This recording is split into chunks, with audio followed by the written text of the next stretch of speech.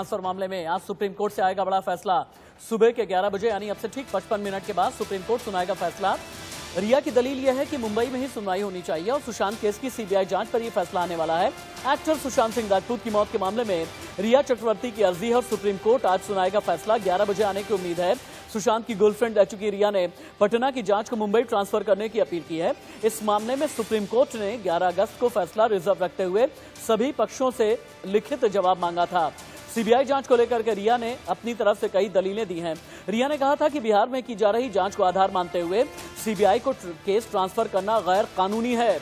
अगर अदालत खुद सीबीआई से जांच करवाने का फैसला लेता है तो फिर कोई आपत्ति नहीं होगी।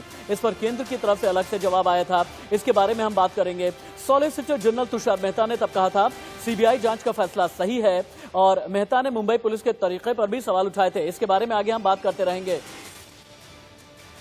इंडिया न्यूज संवाददाता अभिषेक शर्मा के पास चलें, उससे पहले इंफोग्राफिक स्टूडियो मुझे तुरंत लेकर के चलिए ताकि दर्शकों को हम ये बता सकें कि सुप्रीम फैसला आज क्या आने वाला है, आज सुप्रीम कोर्ट में संभावित क्या है। इंफोग्राफिक स्टूडियो लेकर के चलें और सबसे पहले आप ये देखें कि सुप्रीम कोर्ट आज 11 बजे फैसला सुनाएगा। ये अभी की बड़ी खबर है और इस फैसले में चूंकि रिया की अपनी दलील है, बिहार सरकार की अपनी दलील है, सुबह 11 बजे रिया चक्रवर्ती पर ही यह फैसला आने वाला है। कहा यह जा रहा है कि फैसला ज्यूरिडिक्शन को तो लेकर के आएगा ही, सीबीआई जांच को लेकर के भी फैसला आएगा। चूंकि रिया के वकील की तरफ से यह कहा गया था कि नहीं, मुंबई में ही जांच होनी चाहिए, लेकिन बिहार की तरफ से, चूंकि बिहार सरकार की तरफ से सीबीआई जांच की संस्तुति कर दी गई थी और इस पर भी फैसला आना है। रिया की ओर से वकील श्याम दीवान ने अपना पक्ष रखा है। हमने पिछली बार आपको यह बताया था। इसके अलावा बिहार सरकार का जो पक्ष है वरिष्ठ वकील मनिंदर सिंह ने रखा है। बिहार सरकार की दलील क्या है आगे बताएंगे।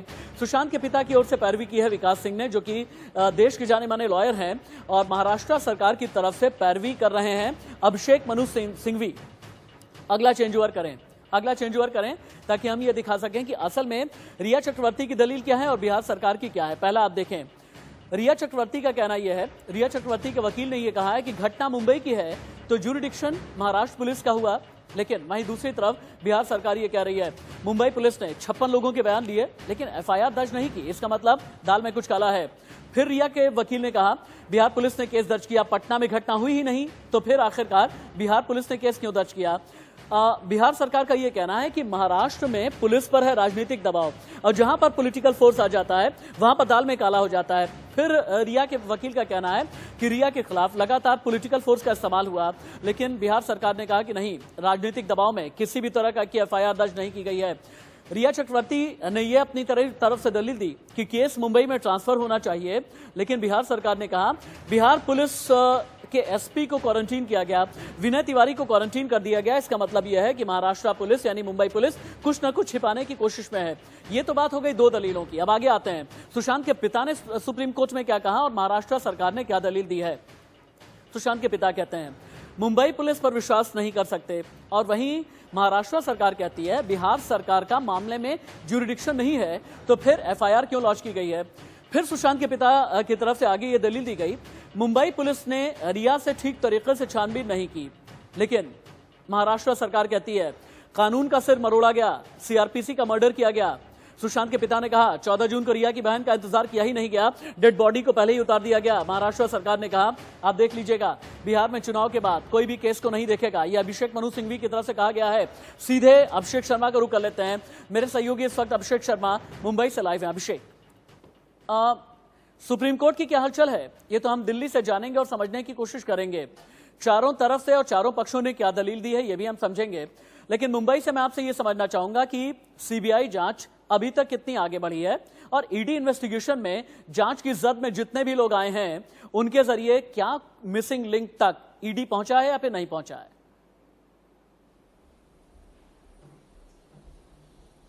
बिल्कुल, देखिए अगर सीबीआई की बात कर रहा है तो सीबीआई एकदम तैयार बैठी है कि जैसे सुप्रीम कोर्ट का ऑर्डर आएगा, अगर लगता है सुप्रीम कोर्ट सीबीआई जांच की आदेश दे देता है तो तुरंत सीबीआई की एक टीम मुंबई के लिए रवाना हो जाएगी। देखिए मुंबई अब तक सीबीआई की टीम नहीं आई है, लेकिन हाँ सीबीआई दिल्ली रहते हुए या फिर बिहार जाते हुए तमाम एंगल पर जांच पड़ताल कर चुकी है। सीबीआई ने जो सुशांत के पिता है उनका बयान दर्ज कर चुकी है, सुशांत के 2 बहनों का बयान दर्ज कर चुकी है और तमाम ऐसे और लोगों का बयान दर्ज कर चुकी है बिना मुंबई आए। लेकिन सीबीआई इस इंतजार में बैठी जैसे सुप्रीम कोर्ट फैसला आएगा वो मुंबई आ धमकेगी और मुंबई में पूरी उसकी कार्यप्रणाली शुरू हो जाएगी। वहीं अगर हम ईडी की बात कर लें तो ईडी देखिए, ईडी के साथ तमाम जानकारियां जो है वह मुंबई पुलिस साझा नहीं कर रही है, चाहे वह कॉल डिटेल की बात कर लें, लैपटॉप की बात कर लें, मोबाइल की बात कर लें। ईडी लगातार मांग रही है मुंबई पुलिस से, मुंबई पुलिस ने अब तक ईडी को साथ साझा नहीं की है, इसलिए ईडी की जांच में कहीं असर पड़ रहा है। लेकिन हाँ, ईडी चुप नहीं बैठी हुई है, ईडी लगातार लोगों से जांच पड़ताल कर रही है, कई लोगों से 2-2-3-3 बार पूछताछ कर चुकी है। और आज चूंकि सुप्रीम कोर्ट का आदेश आने के बाद कहीं ईडी को भी बल मिलेगा, अगर सीबीआई जांच की मांग आदेश सुप्रीम कोर्ट देता है तो तमाम अन्य लोगों को और भी पूछताछ ईडी की एक एक्सक्लूसिव ब्रेकिंग न्यूज है, आपके पास दोबारा आते हैं। अभिषेक, आप रहेंगे लगातार मेरे साथ अभी से लेकर के अगले 3 घंटे, मैं चाहूंगा कि आप मेरे साथ में रहें। सुशांत केस में इस वक्त की बड़ी खबर है, ईडी ने अब तक 13 संदिग्धों के बयान किए दर्ज। संदिग्धों के बयान से प्रवर्तन निदेशालय संतुष्ट नहीं है। मुंबई पुलिस ने सुशांत के डिजिटल सबूत नहीं सौंपे हैं और सुप्रीम कोर्ट के फैसले के बाद ईडी दोबारा भेजेगी समन। रिया, शौविक, श्रुति, सिद्धार्थ पिठानी को समन भेजा जाएगा। रिया से ईडी ने अब तक 2 बार पूछताछ की है। शौविक, श्रुति मोदी से ईडी ने 3 बार पूछताछ की और सिद्धार्थ पिठानी से भी 2 बार पूछताछ हो चुकी है। तो ऐसे में अभी की बड़ी खबर यह है, मुंबई पुलिस ने सुशांत के डिजिटल सबूत नहीं सौंपे हैं और ईडी बार बार ईमेल कर रहा है, ईडी की तरफ से बार बार चिट्ठी दी जा रही है और यह कहा जा रहा है सुशांत सिंह राजपूत का टेलीफोन आप लोग क्यों नहीं सौंप रहे हैं, ताकि फाइनेंशियल ट्रांजैक्शन के बारे में प्रवर्तन निदेशालय भी पता कर सके। लेकिन आज चूंकि सुप्रीम कोर्ट से आने वाला है बड़ा फैसला, पैनल को मैं ओपन कर देता हूं और जो गेस्ट डिग्निटरीज मेरे साथ जुड़े हैं उन्हें इंट्रोड्यूस कर देता हूं। मैं एडवोकेट बालाकृष्ण मेरे साथ में है, लॉयर विष्णु शर्मा है, एलएन राव हैं, आप फॉर्मर डीसीपी हैं स्पेशल सेल के। सबसे पहले एडवोकेट बालाकृष्ण, आपके पास आते हुए, सुशांत के पिता ने यह कहा है कि सुप्रीम कोर्ट में कि याचिका सुनवाई योग्य नहीं है क्योंकि ट्रायल एक राज्य से दूसरे राज्य में ट्रांसफर हो सकता है लेकिन जांच नहीं हो सकती, और यह भी कहा है कि मुंबई पुलिस की जांच एक आई वॉश है। तो ऐसे में आज क्या माना जाए, सुप्रीम कोर्ट से संभावना क्या है? देखिए, जो उनका पिताजी जो है, हमारा सहानुभूति उनके साथ में है, लेकिन कानून बोल के कोई चीज है हिंदुस्तान में। और उसने जब भी मुंबई में आए थे पटना से, फिर बाद में मुंबई पुलिस ने उनका स्टेटमेंट रिकॉर्ड किया। सुशांत जी का जो बहन है उनका भी स्टेटमेंट रिकॉर्ड किया। कभी किसी ने ये शंका नहीं जताया कि इसमें कुछ दाल में कुछ काला है। और 40 दिन के बाद पटना में जाके फिर बाद में वो रिया चक्रवर्ती के ऊपर आरोप लगाता है और वहां पे एफआईआर दर्ज होता है। सबसे पहले गलती हुआ है बिहार पुलिस ने, जहां पे राजीव नगर पुलिस स्टेशन में एफआईआर दर्ज किया। उनका कोई जुरिस्डिक्शन है ही नहीं है। अगर सही माने वो लोग सच्चाई चाहते हैं तो 0 एफआईआर रजिस्टर करके और फिर बाद में उसको मुंबई पुलिस में ट्रांसफर करने का था, वो नहीं किया वहां पे। और दूसरी बात है कि रिया चक्रवर्ती का जो सीनियर काउंसिल है, श्याम दीवान, सुप्रीम कोर्ट में जो उनके लिए आर्ग्यू करते हैं, उसने जब भी सुप्रीम कोर्ट ने उनको पूछा कि आपको कुछ ऑब्जेक्शन है अगर ये इंक्वायरी सीबीआई को हैंड ओवर करने से, उसने क्लियर कट बताया हमारा कोई ऑब्जेक्शन नहीं है। तो सवाल यह है कि आज सुप्रीम कोर्ट क्या कहेगा। जो अगर मूड ऑफ द कोर्ट अगर हम देखते हैं उससे ये क्लियर है कि 99% सीबीआई को देंगे, लेकिन महाराष्ट्र सरकार उसके बारे में अपना जो मत जो है वो अभी तक व्यक्त नहीं किया है। लेकिन सुप्रीम कोर्ट को पावर है, भले section 6 Delhi police establishment act के तहत स्टेट गवर्नमेंट का एनओसी होना जरूरी है, लेकिन उसके बावजूद भी सुप्रीम कोर्ट को ओवर राइडिंग पावर्स है सुप्रीम कोर्ट को सीबीआई के पास इसको हैंड ओवर करने का। और ये मेन जो है, जो पिटिशनर जो है, सुप्रीम कोर्ट कौन से विषय के ऊपर अपना आज जजमेंट देगी? ट्रांसफर पिटिशन जो रिया चक्रवर्ती ने फाइल किया है, तो पिटिशनर ने खुद कहा है मेरा कोई ऑब्जेक्शन नहीं है अगर सीबीआई इसको इंक्वायरी करे, लेकिन मेरा सिर्फ इतना ही ये ठीक है मेरा ओपिनियन ये। एडवोकेट बालाकृष्ण, आपके पास दोबारा मैं लौट करके आता हूं। हालांकि एडवोकेट बालाकृष्ण ने जो बात कही है इस पर भी आगे हम बातचीत करेंगे और मैं एक बात चाहूंगा, मेरी एडिटोरियल टीम, चूंकि सुप्रीम कोर्ट का यह मामला है तो दिल्ली से मुझे आशीष सिन्हा के साथ भी कनेक्ट किया जाए ताकि हम ये समझ सकें सुप्रीम कोर्ट की हलचल किस तरीके की रहने वाली है। 11 बजे यानी अब से ठीक 45 मिनट के बाद आशीष सिन्हा को मेरे साथ में कनेक्ट किया जाए। लेकिन अभी की एक और ब्रेकिंग न्यूज आ रही है। बिहार के डीजीपी गुप्तेश्वर पांडे ने दिया है बड़ा बयान। सुशांत केस में इंसाफ जरूर मिलेगा, ये बिहार के डीजीपी का कहना है। सीबीआई दिलाएगी सुशांत को इंसाफ। बिहार के डीजीपी गुप्तेश्वर पांडे बहुत ही ज्यादा मुखर रहे हैं, बहुत ही ज्यादा अग्रेसिव रहे हैं। और जब पटना के एसपी विनय तिवारी को भेजा गया था, उन्हें जब क्वारंटीन किया गया था, तब भी डीजीपी गुप्तेश्वर पांडे बहुत नाराज नजर आ रहे थे। लेकिन अब बिहार के डीजीपी गुप्तेश्वर पांडे का यह बड़ा बयान आया है। पूरा देश आज इंतजार कर रहा है। देश की सबसे ऊंची अदालत में यह फैसला है। ये फैसला आ जाने दीजिए, उसके बाद ही हम बोलेंगे। लेकिन पूरा देश 130 करोड़ आबादी आज इंतजार। मुझे तो शुरू से लगता है कि इंसाफ मिलेगा। एक बार फिर से हम पैनल का रुख कर लेते हैं। मेरे साथ चूंकि लॉयर विष्णु शर्मा भी हैं, लेकिन उनके पास चलें उससे पहले एलएन राव के पास में जाते हैं। फॉर्मर डीसीपी हैं स्पेशल सेल के। एलएन राव जी, अभी थोड़ी देर पहले एडवोकेट बालाकृष्ण का यह कहना था कि बिहार सरकार के पास केवल 0 एफआईआर दर्ज करने का अधिकार था, पहली चीज। दूसरा ये बताएं, ये लॉजिक क्या आपको भी समझ में आता है कि 38 दिन तक सुशांत के पिता लगभग शांत रहे, 38 दिन के बाद बिहार में जाकर के एफआईआर लॉन्च कराई है? क्या यह लॉजिक हो सकता है किसी भी तरह से सुशांत के पिता के पक्ष को कमजोर करने वाला? देखिए, सबसे पहली मैं इंपॉर्टेंट बात बता दूं कि ज्यूरिसडिक्शन का जहां तक मामला है वो राजीव नगर पुलिस स्टेशन का इस केस में कतई नहीं बनता है। वहां पर जैसे बालाकृष्ण साहब कह रहे हैं कि वो बिल्कुल सही है। उनके पास जो सुशांत के पिताजी के पास जो एक राइट था वो 0 एफआईआर का था, वो 0 एफआईआर वहां दर्ज करते, ऑटोमेटिकली वो एफआईआर फिर महाराष्ट्र में जाके दर्ज होती। ये एक कानूनी पहलू है, बिल्कुल स्पष्ट पहलू है, इसमें कोई दो राय नहीं है। कोई भी ऑफेंस कहीं भी होता है तो ऐसे अगर होने लगे तो कोई भी कहीं का ऑफेंस कहीं भी दर्ज होने लगे, उसका ट्रायल कहीं भी हो नहीं सकता। सीआरपीसी की धारा 178, 179 और 170 में पूरा क्लियरली इसको मेंशन किया हुआ है। तो ये सबसे पहली बात का मामला है, ये बिल्कुल वहां पर डेफिनेटली वहां पर प्रॉपर एफआईआर दर्ज करने में गलती हुई है, वहां नहीं होनी चाहिए। दूसरी बात, डाउट कभी भी किसी स्टेज पर हो सकता है। मान लो 43 दिन के बाद भी उनको अगर डाउट है कि उनकी बेटे की मौत एक नॉर्मल सुसाइड नहीं है या मर्डर है या अबेटमेंट टू सुसाइड है, तो उसके लिए अगर उन्होंने कंप्लेंट दे रखी है महाराष्ट्र पुलिस को, तो महाराष्ट्र पुलिस की ड्यूटी बनती है 154 सीआरपीसी के अंतर्गत कि वो प्रॉपरली इसका एफआईआर दर्ज करके इन्वेस्टिगेट करें। लेकिन आज 60 से 65 दिन के लगभग हो गए हैं इस केस में, मुंबई पुलिस ने कोई एफआईआर इसमें दर्ज नहीं की है। और जो जिस ढंग का व्यवहार मुंबई पुलिस का है वो भी ठीक नहीं है। बिहार पुलिस जैसे भी अगर गलती गई या वैसे भी गई है, मान लो कोई भी जाता है आदमी किसी भी सिलसिले में, तो एक पुलिस की दूसरी पुलिस को मदद करना एक ड्यूटी बनती है, एक उनके साथ व्यवहार ठीक करना बनता है। जिस प्रकार का व्यवहार मुंबई पुलिस ने बिहार पुलिस के ऑफिसर्स के साथ किया वो बहुत ही वारंटी नहीं था। महाराष्ट्र पुलिस ने जिस तरह की जांच की है और महाराष्ट्र पुलिस की जो भी भूमिका है, आप भी उसे सवालों के कटघरे में खड़ा कर रहे हैं।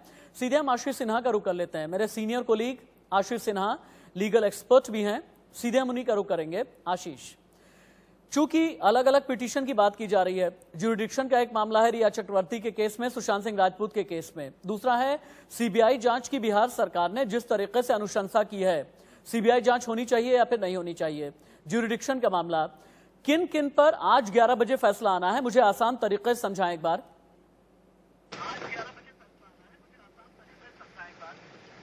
देखिए राशिद, 5 अहम बिंदु हैं जिस पर सुप्रीम कोर्ट आज ठीक सुबह 11 बजे फैसला सुनाएगा। पहला यह है कि क्या पटना में जो एफआईआर दर्ज हुई थी वो सही है या नहीं। दूसरा, बिहार सरकार ने जो सीबीआई जांच की अनुशंसा की थी वो सही है या नहीं। क्या मुंबई पुलिस को इस मामले में जांच करने की इजाजत दी जानी चाहिए। चौथा, क्या सीबीआई को इस मामले में जांच करते रहने देना चाहिए। और पांचवा, क्या महाराष्ट्र सरकार को ये कहना चाहिए कि वो सीबीआई को जांच में असिस्ट करे। इन 5 बिंदुओं पर ही सुप्रीम कोर्ट का फैसला आएगा, क्योंकि महाराष्ट्र सरकार और रिया चक्रवर्ती दोनों का कहना है कि पटना में जो एफआईआर दर्ज हुई थी वो गैर कानूनी थी। ऐसे में सीबीआई जांच को इस मसले को देने का कोई औचित्य ही नहीं होता, क्योंकि जब एफआईआर ही गैर कानूनी है तो सीबीआई इसमें जांच नहीं कर सकती। ये 5 अहम बिंदु हैं जिस पर सुप्रीम कोर्ट को आज ठीक 11 बजे फैसला सुनाना है। ठीक है, 5 अहम चीजें बताई हैं आशीष सिन्हा ने। मैं एक बार उसे क्विक रैपअप में बता देता हूं कि पटना पुलिस ने यानी राजीव नगर थाने जो एफआईआर लॉन्च की है वो सही है या फिर नहीं, इस पर सुप्रीम कोर्ट का फैसला आना है। बिहार सरकार ने सीबीआई जांच की जो अनुशंसा की है ये सही है या फिर नहीं, इस पर फैसला आना है। मुंबई पुलिस जांच करेगी या फिर नहीं, इस पर फैसला आना है। मुंबई पुलिस की जांच कितनी सही कितनी गलत, इस पर फैसला आना है। और महाराष्ट्र पुलिस आगे सीबीआई को किस तरीके से कोऑपरेट कितना करेगी, किस हद तक करेगी, इन 5 चीजों पर फैसला आना है, जैसा कि मेरे सहयोगी आशीष बता रहे हैं। आशीष, मुझे पता है कि आपको लीगल प्रोसीडिंग भी कवर करने के लिए जाना है, लेकिन प्लीज मेरे साथ में से 10 मिनट और रहें, क्योंकि मैं ये चाहूंगा कि लॉयर के साथ आप रहें और इस पूरी डिबेट में अगर आप भी कोई सवाल करना चाहते हैं तो आप हाथ उठा करके बीच में आ सकते हैं। लेकिन सबसे पहले टच पैनल स्टूडियो आपको लेकर के चलते हैं, क्योंकि जब तक आप सुशांत केस की डेटशीट को नहीं समझेंगे तब तक पूरा केस एक बार आपको घटनाक्रम किस तरीके से कनेक्टेड है ये समझ में नहीं आएगा। और यही समझाने के लिए मैं एक बार आपको इन्वेस्टिगेशन स्टूडियो लेकर के चलता हूं ताकि आप ये समझ सकें कि पूरी तरीके से सुशांत केस की डेटशीट आखिरकार क्या रही है। अब जब इस डेटशीट पर आप नजर डालते हैं, 14 जून को सुशांत सिंह राजपूत ने फांसी लगाई। शुरुआती तौर पर महाराष्ट्र पुलिस ने यह कह दिया कि ये केस जो है सुसाइड का है, लेकिन सोशल मीडिया पर अलग अलग वीडियोस आने लगे। फिर क्या हुआ, 14 जून के बाद फिर 25 जुलाई को यानी कि 38 दिन के बाद सुशांत के पिता ने एफआईआर लॉन्च कराई। राजीव नगर थाने में यानी कि पटना पुलिस की तरफ से एफआईआर दर्ज की गई और यह कहना है रिया चक्रवर्ती का कि ज्यूरिडिक्शन जो है ये बिहार का नहीं है, लिहाजा केस पूरी तरीके से मुंबई पुलिस के पास ही ट्रांसफर रहना चाहिए। 29 जुलाई को क्या हुआ, रिया के वकील सुप्रीम कोर्ट चले गए और रिया ने मुंबई ट्रांसफर केस करने की अपील कर दी। फिर 2 अगस्त को क्या हुआ, पटना के एसपी यानी लेकिन 29 जुलाई से 2 अगस्त के बीच पहले तो 4 लोगों की टीम पहुंची मुंबई जांच करने के लिए और उसके बाद फिर पटना के जो एसपी हैं विनय तिवारी ये पहुंचे, लेकिन इन्हें बीएमसी की तरफ से क्वारंटीन कर दिया गया। ये कह दिया गया कि चूंकि कोविड पैंडेमिक का टाइम है और यही एक वजह है कि पटना एसपी जब मुंबई पहुंचते उन्हें कर दिया गया क्वारंटीन। 7 अगस्त को रिया ईडी दफ्तर पहुंची। लगभग 8 से 9 घंटे तक रिया चक्रवर्ती को ग्रिल किया गया। फिर से अगले दिन रिया चक्रवर्ती को बुलाया गया और रिया चक्रवर्ती को अब तक 3 से 4 बार ग्रिल किया गया है ईडी की तरफ से। 11 अगस्त को सुप्रीम कोर्ट में सुनवाई शुरू हुई। 13 अगस्त को सुप्रीम कोर्ट ने 4 पक्षों को सुना, महाराष्ट्र सरकार को, बिहार सरकार को और इसके अलावा रिया चक्रवर्ती को, सुशांत के पिता। ये 4 पार्टीज थी, चारों पक्षकार थे। और फिर 13 अगस्त को सुप्रीम कोर्ट ने रख लिया फैसला सुरक्षित और आज यानी कि 19 अगस्त को इस बारे में फैसला आना है। सीधे मुझे लॉयर विष्णु शर्मा का रुख कर लेना चाहिए। विष्णु शर्मा जी, अभी तक इस केस में चारों पक्षों ने जिस तरीके की दलीलें रखी हैं, सुप्रीम कोर्ट में किसकी दलील कितनी मजबूत है, किसकी कितनी कमजोर है? राशिद जी, अभी बाला ने कहा, एडवोकेट बाला ने कहा कि राजीव नगर पुलिस स्टेशन में जो एफआईआर सुशांत के पिताजी ने दर्ज कराई वो ठीक नहीं थी और मैं मानता हूं कि 0 एफआईआर होती है, लेकिन आप देखिए सेक्शन कौन कौन से थे। उन्होंने 306 आईपीसी में धारा दर्ज नहीं कराई।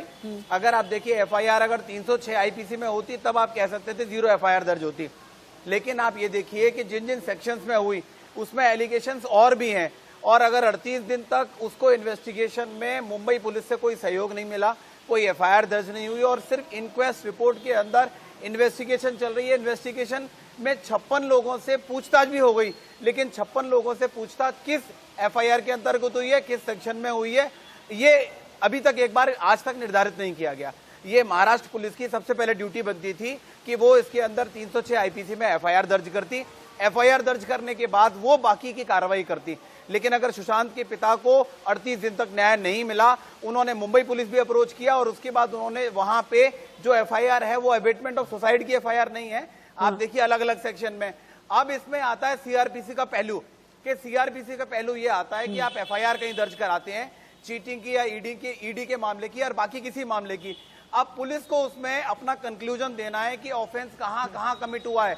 ऑफेंस सिर्फ एक महाराष्ट्र में कमिट नहीं हुआ, उसके अलावा अगर क्या सुशांत के बैंक अकाउंट बिहार में भी हैं, अगर बैंक अकाउंट वहां पर है तो क्या उन बैंक अकाउंट से ट्रांजैक्शन हुआ अगर किसी भी एक अकाउंट से भी अगर बिहार से ट्रांजैक्शन हुआ है तो बिहार पुलिस का जुरिसडिक्शन बनता है। और उसके अलावा भी जितना ओवरऑल देखिए सिन्हा, एलन राव जी, मुझे मेरी बात को गौर से सुनिएगा।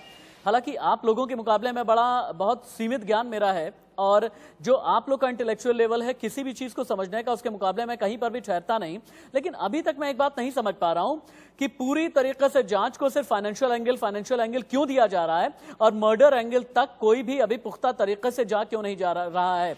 और इसी बारे में यह कहा जा रहा है कि इस एंगल तक पहुंचने का काम सीबीआई के जरिए होगा। लेकिन सीबीआई जांच के एंगल क्या होंगे ये हम दिखाते हैं, उसके बाद आप सभी पैनलिस्ट के पास जाऊंगा और आशीष के पास मैं फिर से दोबारा जाना चाहूंगा। लेकिन सीबीआई जांच के एंगल सबसे पहले आप टीवी स्क्रीन पर हमें इन्फोग्राफिक स्टूडियो में अब आपको हम दिखाते हैं।